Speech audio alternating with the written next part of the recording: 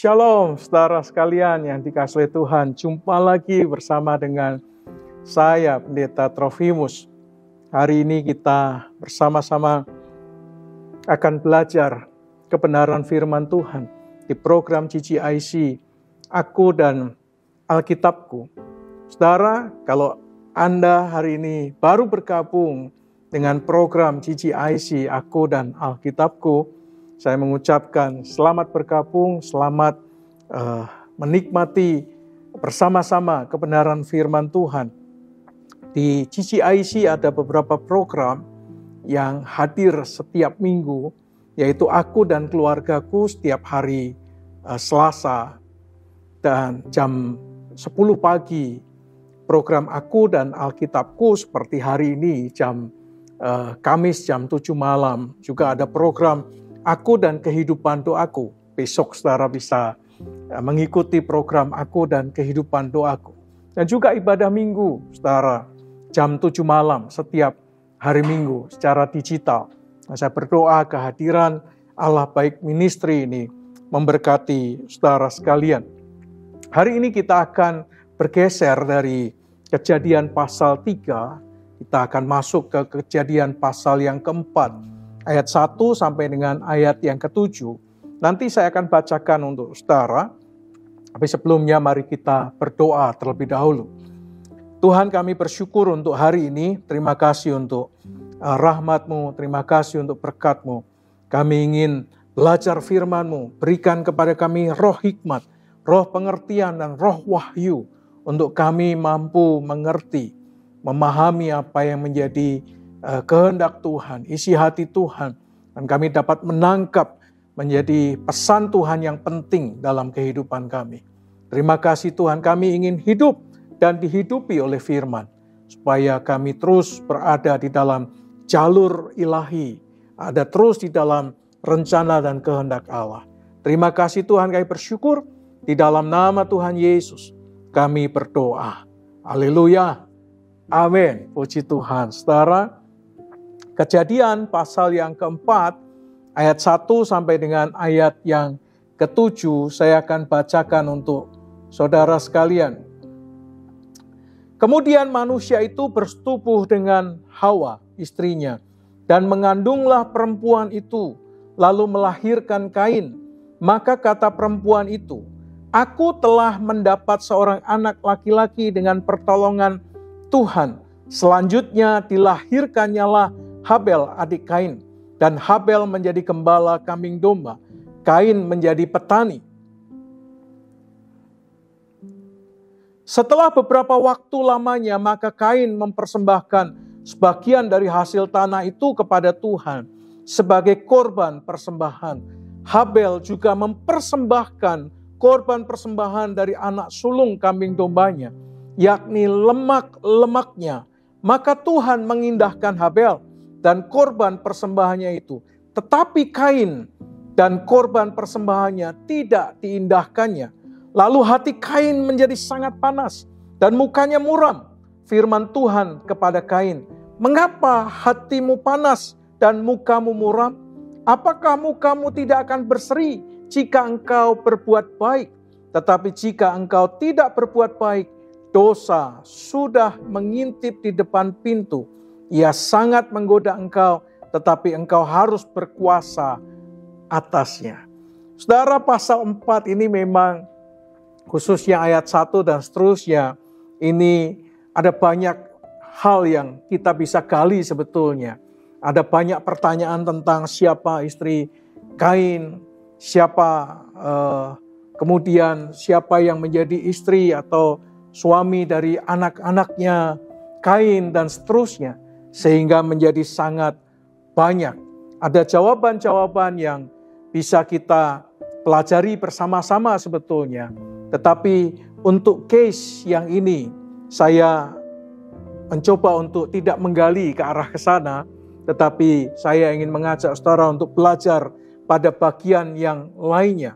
Apa itu? Yuk kita belajar bersama-sama. Saya berdoa ini akan memberkati saudara. Kalau kita bicara tentang siklus dalam regenerasi kehidupan manusia, dari dahulu sejak Adam keluar dari Taman Eden, di mana Kain dan keturunannya, maka kita menemukan siklusnya sebetulnya hampir sama, saudara, yaitu laki-laki dan perempuan sebagai pasangan suami istri yang sah, kemudian melakukan persetubuhan. Setelah dia melakukan persetubuhan, pembuahan terjadi, sel sperma berjumpa dengan sel telur, lalu kemudian terjadi pembuahan dan terjadilah kehamilan. Siklusnya sama, saudara, dari sejak Adam dan Hawa hingga sampai hari ini. Tidak ada perbedaan secara ilmiah, secara sains, itu sama prosesnya. Tidak ada yang berubah proses itu. Setelah janin itu berumur 9 bulan 10 hari dikandung dalam kandungan seorang perempuan, maka perempuan itu akan melahirkan bayinya ke dalam dunia ini. Lahir di dalam dunia sebagai anak, baik dia laki-laki maupun perempuan. Saudara, proses itu juga ditulis detail oleh penulis kitab Kejadian pasal 4 ayat 1 seperti yang tadi saya baca. Lihat, dikatakan demikian prosesnya. Kemudian manusia itu bersetubuh satu dengan Hawa istrinya. Lalu kemudian dan mengandunglah perempuan itu. Lalu melahirkan Kain. Maka kata perempuan itu, aku telah mendapatkan seorang anak laki-laki dengan pertolongan Tuhan. Jadi arti Kain berarti dia mendapatkan seorang anak laki-laki dengan pertolongan Tuhan. Itulah sebetulnya yang menggambarkan atau yang diekspresikan oleh Adam dan Hawa ketika Kain itu lahir. Bahwa Kain lahir bukan karena kuat dan gagah mereka, tetapi karena pertolongan Tuhan. Tetapi siklusnya sama. Terjadi persetubuhan, lalu kemudian mengandung, karena sel sperma membuahi sel telur, lalu kemudian melahirkan anak, baik laki-laki maupun perempuan, setelah seorang perempuan yang hamil mengandungnya 9 bulan 10 hari. Hari ini proses kelahirannya bisa dengan sesar. Zaman dulu tentu dengan proses kelahiran normal. Oleh karena itulah Hawa mengatakan, aku telah mendapatkan seorang anak laki-laki dengan pertolongan Tuhan. Pada waktu itu belum ada bidan, belum ada dokter kandungan, tapi Tuhan sanggup menolong mereka melahirkan anak mereka. Siklusnya adalah bersetubuh, mengandung, dan melahirkan. Sampai hari ini siklusnya sama, saudara, kecuali yang terjadi dengan Yesus Kristus. Karena dia lahir, dia dikandung tanpa persetubuhan, tanpa proses persetubuhan, tetapi dia lahir karena kuasa Roh Kudus. Saudara, pernyataan Hawa seharusnya membuat kita paham sebetulnya bahwa tanpa pertolongan Tuhan, Adam dan Hawa tidak akan memiliki keturunan. Tanpa anugerah Tuhan, mereka tidak akan memiliki anak. Artinya apa, saudara? Sebesar-besarnya usaha manusia untuk memiliki keturunan tidak akan menghasilkan apapun tanpa campur tangan Tuhan. Wow, ini keren. Dan kita perlu memahami ini. Bahwa kalau saudara dan saya punya, memiliki anak hari ini, itu semua karena campur tangan Tuhan. Kalau saudara bahas kali kata bersetubuh, maka kata bersetubuh ini menunjukkan satu usaha atau cara manusia menghasilkan keturunan. Ketika seorang laki-laki bersetubuh dengan istrinya sendiri, ya saudara, ya, bukan dengan istri yang lain, bukan dengan istri orang lain, tapi bersetubuh dengan istrinya sendiri. Itu adalah cara atau usaha manusia untuk memiliki keturunan. Tetapi saudara, kata mengandung ini penting untuk kita pahami. Kata mengandung ini menunjukkan bahwa terjadinya pembuahan dan jadinya janin atau bakal anak adalah karya Tuhan, saudara. Believe it or not, manusia boleh berusaha dengan melakukan persetubuhan, tetapi terciptanya janin, terciptanya bakal anak, terjadinya bayi di dalam kandungan itu adalah karya Tuhan. Coba saudara perhatikan Mazmur 139 ayat 13 mengatakan demikian. Sebab engkaulah yang membentuk buah pinggangku, menenun aku dalam kandungan ibuku. Siapa saudara yang menenun? Siapa yang membuat seseorang itu jadi bakal anak, jadi bayi dalam kandungan seorang ibu? Allah sendiri. Dan ini keluar dari pengakuan pemazmur yang mengatakan, menenun aku, merajut aku di dalam kandungan ibuku. Jadi yang membentuk kita menjadi bakal anak dari hasil persetubuhan itu adalah Tuhan sendiri. Ajaib bukan? Ajaib, saudara. Lihat Yesaya 44 ayat 24. Beginilah firman Tuhan penebusmu yang membentuk engkau sejak dari kandungan. Siapa yang membentuk kita di dalam kandungan ibu kita? Allah sendiri. Dia membentuk kita sejak dari kandungan. Lalu Allah berkata, akulah Tuhan yang menjadikan segala sesuatu. Yang seorang diri membentangkan langit, yang menghamparkan bumi. Siapakah yang mendampingi aku? Tidak ada jawabnya. Allah sendiri yang merajut kita menjadi bakal anak di dalam kandungan setiap ibu kita masing-masing. Jadi kalau hari ini saudara lahir ke dalam dunia, itu bukan hasil usaha manusia. Manusia punya cara membuatnya dengan cara berhubungan, tetapi yang membentuknya, yang merajutnya adalah tangan Tuhan sendiri. Jadi saudara dan saya ini adalah buah karya dari tangan Tuhan yang ajaib. Ya, buah karya, mahakarya dari Allah. Saudara ini luar biasa. Karena saudara dan saya adalah buah karya, mahakarya dari tangan Tuhan sendiri yang menjadikan saudara dan saya hari ini ada di atas muka bumi ini. Lihat Yeremia pasal 1 ayat 5 mengatakan demikian. Sebelum aku membentuk engkau dalam rahim ibumu. Sebelum loh saudara ya. Sebelum Tuhan membentuk kita dalam rahim ibu kita. Lihat dikatakan demikian. Aku telah mengenal engkau. Dan sebelum keluar dari kandungan. Aku telah menguduskan engkau. Aku telah menetapkan engkau menjadi nabi bagi bangsa-bangsa. Ini Tuhan bicara tentang Yeremia. Sebelum aku membentuk engkau dalam rahim ibumu. Jadi siapa yang membentuk kita, saudara? Tangan Tuhan sendiri. Jadi siklus persetubuhan, mengandung dan melahirkan. Siklus pertama adalah cara manusia. Dia berhubungan dengan istrinya dan suaminya. Tapi mengandung adalah karya Tuhan. Membentuknya. Ketika lahir bisa ditolong oleh tangan manusia. Ketika lahir ke muka bumi bisa ditolong oleh bidan. Bisa ditolong oleh mantri. Bisa ditolong oleh dokter kandungan. Atau siapapun juga bisa menolongnya.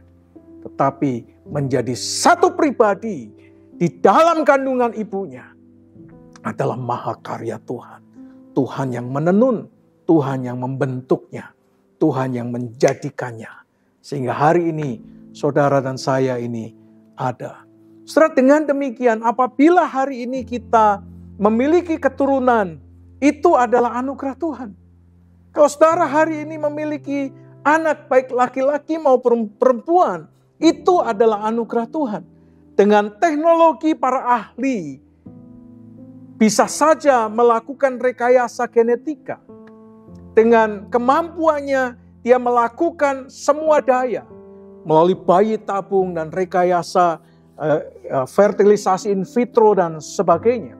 Tetapi kalau Tuhan tidak membentuknya, Tuhan tidak menenunnya dan menjadikannya bakal anak, janin, maka anak itu tidak akan pernah jadi. Dan semua usaha manusia adalah sia-sia. Ada rekayasa genetika yang berhasil. Dan itu terjadi. Tetapi ada begitu banyak rekayasa genetika, fertilisasi in vitro, yang sampai hari ini banyak yang gagal. Itu berarti, saudara, keterbatasan manusia. Kalau itu jadi, firman Tuhan jelas. Tuhanlah yang menenun bakal anak itu di dalam kandungan ibunya.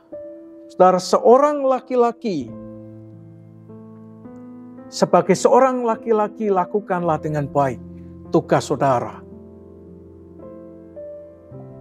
Seorang istri melakukan tugasnya dengan sebaik-baiknya terhadap suami dan terhadap istrinya. Tanggung jawab saudara. Saudara melakukan persetubuhan dengan suami saudara, saudara melakukan persetubuhan dengan istri saudara, adalah tanggung jawab saudara, kewajiban saudara. Demikian juga dengan perempuan dan laki-laki. Lakukanlah itu dengan baik. Tugas dan tanggung jawab saudara dengan sebaik-baiknya. Lakukan dengan cinta, lakukan dengan kasih sayang. Tapi apabila Tuhan tidak menghendaki, tidak akan pernah terjadi kelahiran di dalamnya.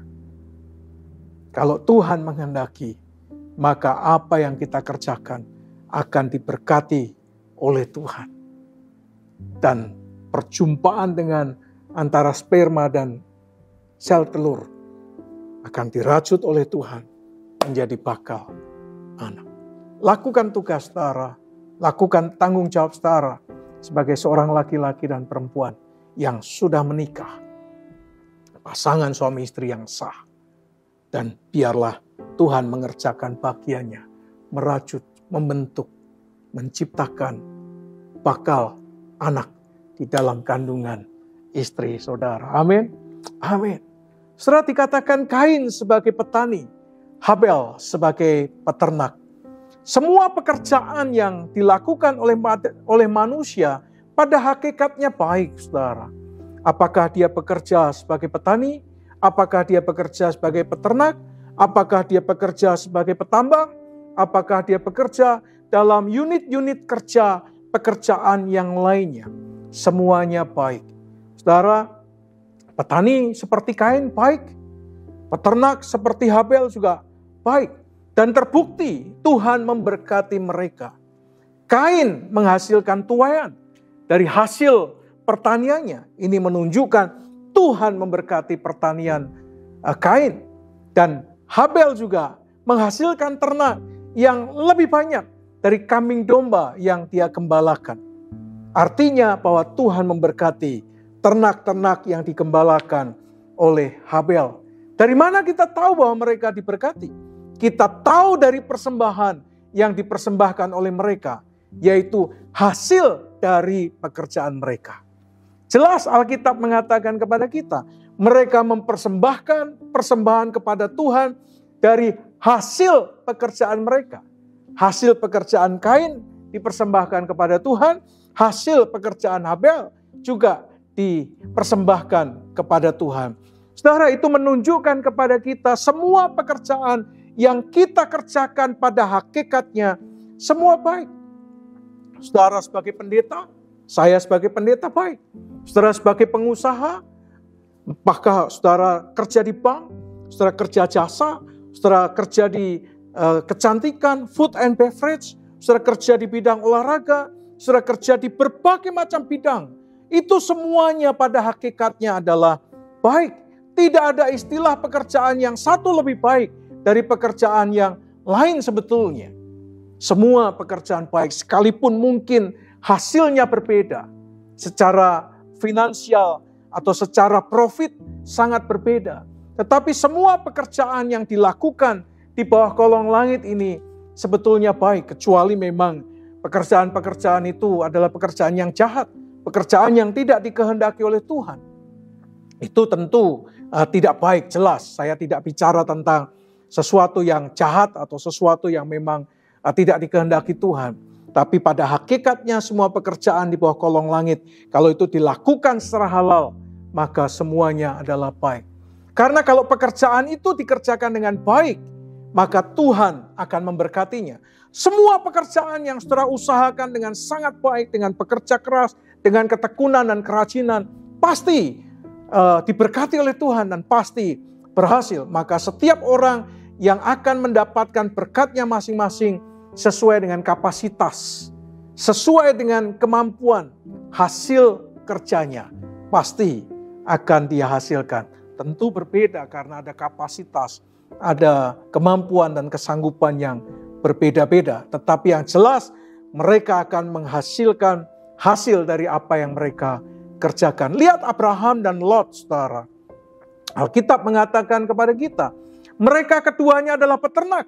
Tetapi Abraham itu diberkati jauh lebih banyak, jauh lebih besar diberkati oleh Allah.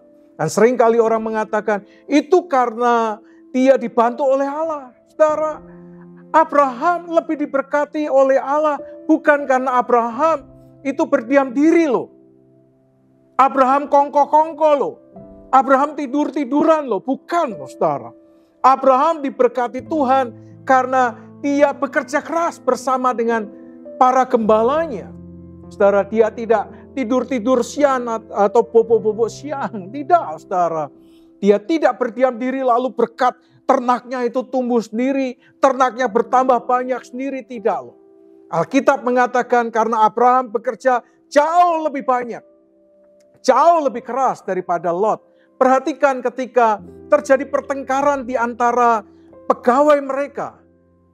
Gembala kambing domba Lot bertengkar dengan gembala kambing domba Abraham. Dan mereka bertengkar lalu kemudian mereka berpisah. Saudara, wilayah yang dipilih oleh Lot adalah lembah yang subur. Lembah Yordan yang penuh dengan air subur, saudara. Dan yang dipilih oleh Abraham adalah sebaliknya. Tetapi lembah yang hijau tidak membuat Lot lebih kaya dibandingkan Abraham. Tidak membuat Lot lebih diberkati daripada Abraham. Tidak, saudara.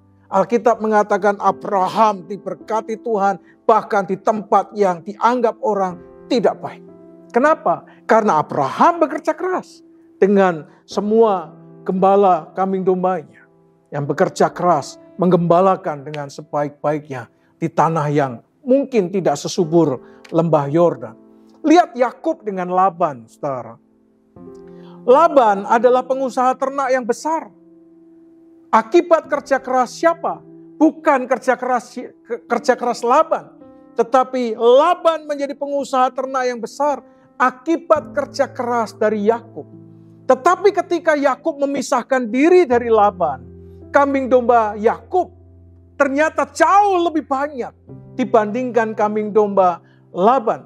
Sekali lagi orang seringkali menganggap bahwa itu karena Yakub dibantuin oleh Tuhan. Lihat usaha dan kerja keras Yakub, saudara, dalam menggembalakan kambing dombanya. Pada akhirnya usaha dan kerja kerasnya diberkati oleh Tuhan dan menghasilkan hasil yang luar biasa. Jadi pekerjaan yang dikerjakan dengan sebaik-baiknya dengan kerja keras dan itu diserahkan kepada Tuhan, bergantung kepada Tuhan, diberkati oleh Tuhan. Nah, oleh karena itu, saudara, kerjakanlah pekerjaan yang telah Tuhan percayakan kepada saudara dengan sungguh-sungguh. Kalau saudara punya warung, kerjakanlah warung saudara dengan sungguh-sungguh, dengan sebaik-baiknya. Jangan hari ini tutup, besok buka, besoknya lagi tutup. Kalau seperti itu, toko lain toko sebelah akan lebih ramai dibandingkan toko saudara. Bagaimana saudara akan berhasil selama 1 minggu saudara buka hanya 2 hari? Tapi selebihnya saudara mancing, selebihnya saudara tidur-tiduran, selebihnya saudara tidak melakukan apa-apa. Ya jelas tidak berhasil. Karena saudara mengharapkan berkat tapi tanpa kerja keras. Saudara, setiap pekerjaan yang dipercayakan Tuhan, dengan sungguh-sungguh kita kerjakan, pasti akan berhasil. Saudara, usahakan dan bekerja keraslah untuknya. Jangan malas, jangan iri hati dengan apa yang dikerjakan dan dihasilkan orang lain. Seringkali kita iri dengan apa yang menjadi keberhasilan orang lain. Di tempat di mana di depan rumah saya itu ada begitu banyak orang berjualan. Tetapi mereka yang jualan lebih pagi, mereka akan lebih ramai dibandingkan mereka yang jualan terlambat. Karena yang pagi mereka akan mendapatkan pembeli jauh lebih banyak karena orang yang pergi ke kantor akan membeli makanan mereka untuk dibungkus dan dibawa ke kantor. Sementara orang yang jualannya lebih siang, mereka hanya mendapatkan sisa-sisa saja. Tapi ingin berhasil, ingin kaya, ingin diberkati Tuhan. Kata orang India, nehi, saudara. Jadi, saudara, bekerja keraslah untuk apa yang Tuhan percayakan. Apapun jenis usaha saudara hari ini, kalau saudara bekerja dengan keras, saudara akan berhasil juga. Setelah saudara bekerja keras, serahkanlah apa yang saudara dan saya usahakan, kerjakan itu kepada Tuhan. Serahkan kepada Tuhan. Mohon Tuhan memberkatinya, Tuhan mengurapinya atas setiap usaha dan pekerjaan yang saudara kerjakan, supaya Tuhan memberkatinya. Saudara, itu sama seperti yang terjadi dalam kehidupan Ishak, bukan?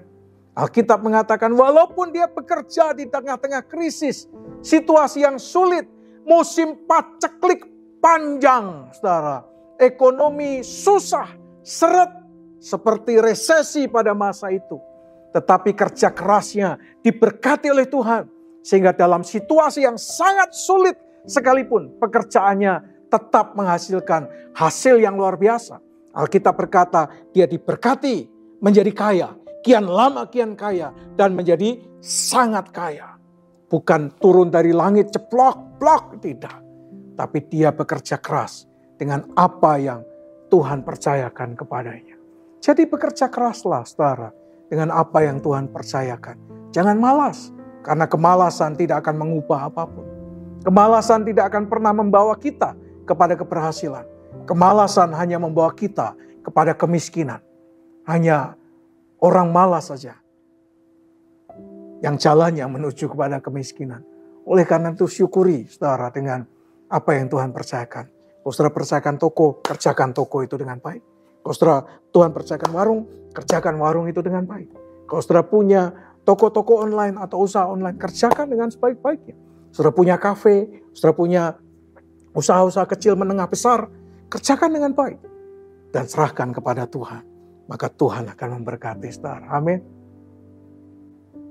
Bagian berikutnya, saudara, kalau saudara lihat, persembahan Kain dan persembahan Habel. Kembali seringkali kita menganggap bahwa persembahan yang berkenan kepada Tuhan itu ditentukan oleh apa yang dipersembahkan dan nominalnya berapa. Saudara, tidak. Mari kita lihat baik-baik, saudara, bahwa persembahan yang berkenan kepada Tuhan tidak ditentukan jenisnya, tidak ditentukan nominalnya, tidak. Tapi ditentukan oleh apa? Nanti kita lihat bersama-sama. Lihat ayat yang ketiga, dikatakan demikian. Kain mempersembahkan sebagian dari hasil tanah yang diusahakannya kepada Tuhan. Garis bawahi kata sebagian, saudara.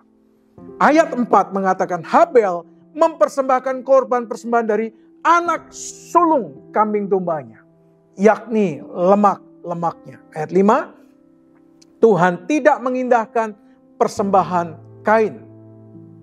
Tapi ayat 4 mengatakan Tuhan mengindahkan persembahan Habel.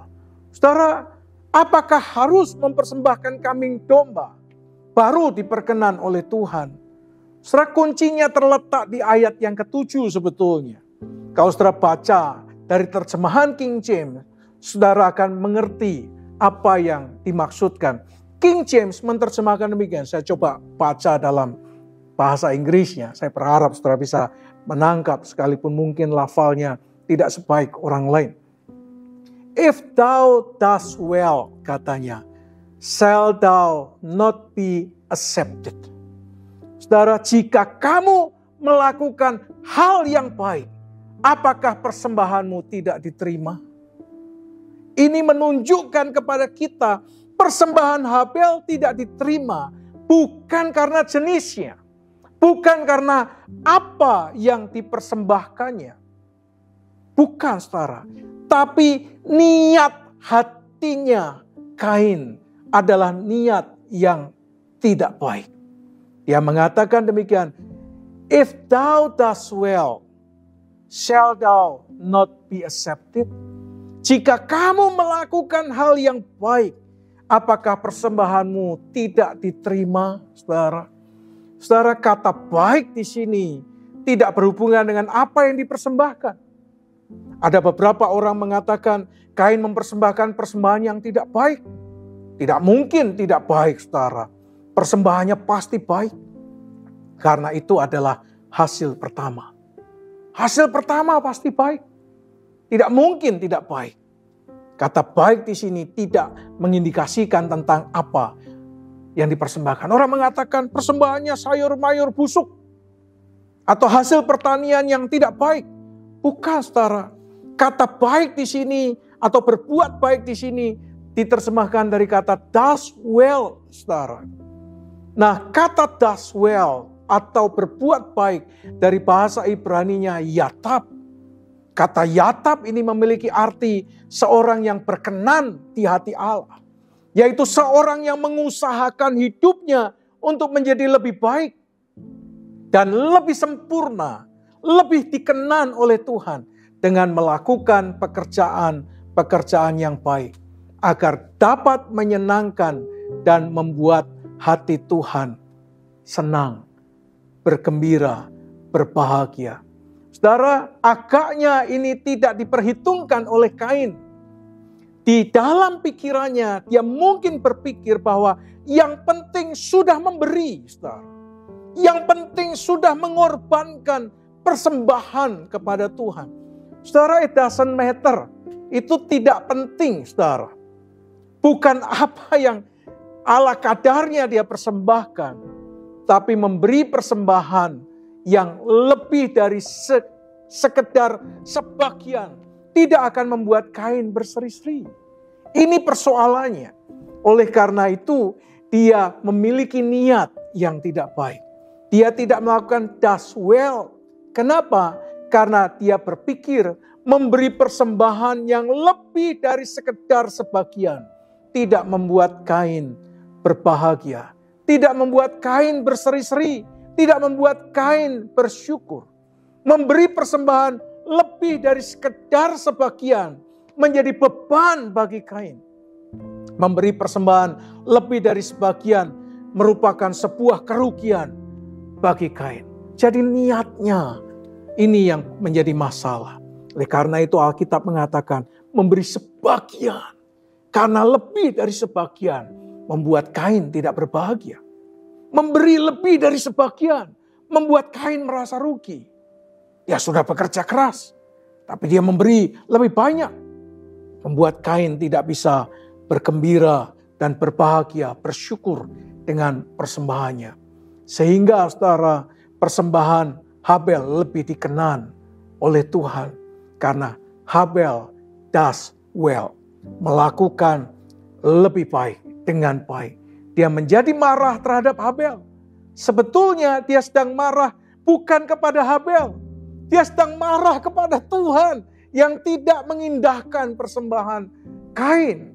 Oleh karena Kain mempersembahkan dengan hati yang tidak baik, saudara. Tidak does well. Dia memberi sebagian karena dia menganggap, dia berpikir bahwa korban yang dipersembahkan sudah cukup. Buat apa lebih dari sekedar sebagian? Sebetulnya Kain bukan marah kepada Habel.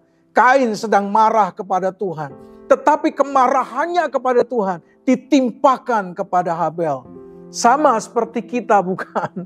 Saudara, kita marah kepada orang yang lebih diberkati. Karena apa yang mereka lakukan lebih diperkenan dan diberkati oleh Tuhan. Tapi sebetulnya kita bukan marah kepada orang yang telah diberkati. Kita sedang marah kepada Tuhan. Kenapa Tuhan tidak adil? Kenapa Tuhan memberkati orang lain lebih banyak dibandingkan Tuhan memberkati kita? Kita iri dengan orang lain. Bukan iri kepada manusianya, tapi marah kepada Tuhan. Dan menganggap Tuhan tidak adil. Kenapa Tuhan tidak berkenan dan Tuhan tidak memberkati apa yang kita lakukan dan apa yang kita persembahkan. Jadi persoalannya adalah berbuat baik. Does well. Kalau saudara dan saya bisa berbuat baik kepada Tuhan dengan memberikan lebih dari sekedar sebagian. Alkitab kan mengatakan jelas, persembahkan tubuhmu sebagai persembahan yang hidup, yang kudus, dan yang berkenan kepada Allah.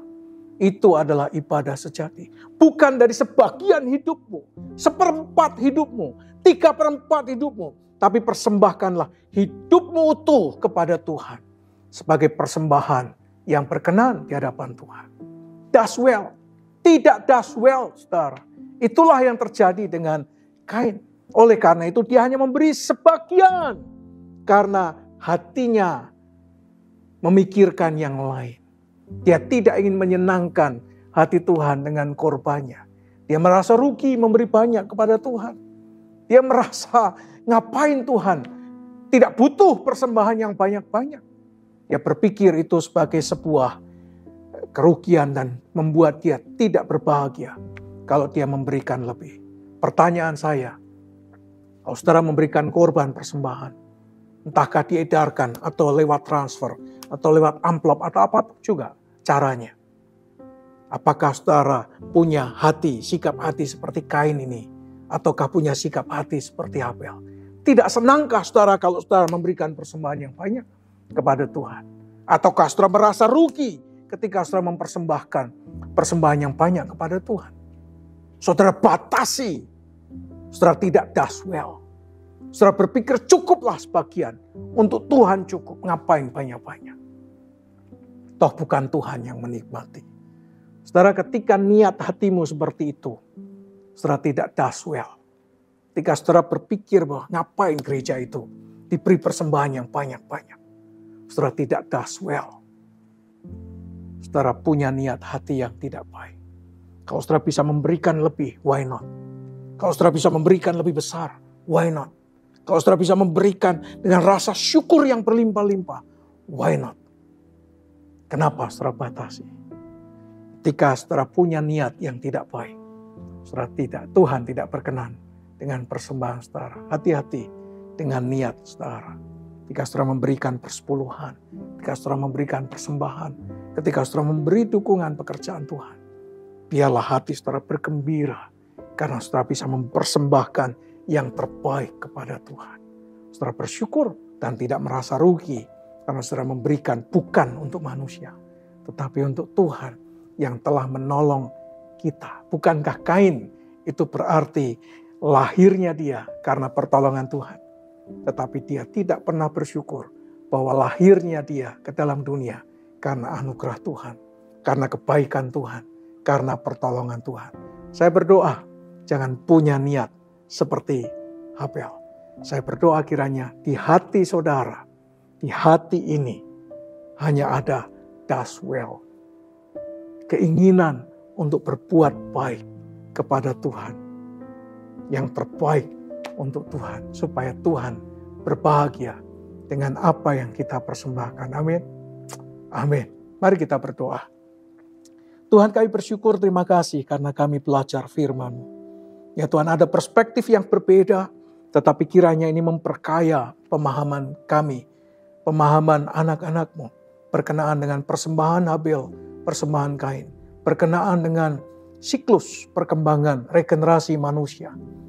Kami berdoa ya Tuhan, hamba berdoa kiranya anak-anak-Mu memiliki hati yang does well, hati yang baik untuk berbuat kebaikan, yang lebih baik, yang lebih berharga, yang lebih mulia, yang diperkenan oleh Tuhan. Terima kasih Bapak, kami bersyukur berkati anak-anak-Mu, supaya kami boleh menikmati berkat Tuhan yang lebih besar lagi. Di dalam nama Tuhan Yesus kami berdoa. Amin. Haleluya, saudara. Saya berdoa kiranya hati saudara dan hati saya does well. Amin. Amin. Sampai ketemu di program Aku dan Alkitabku minggu depan. You are blessed.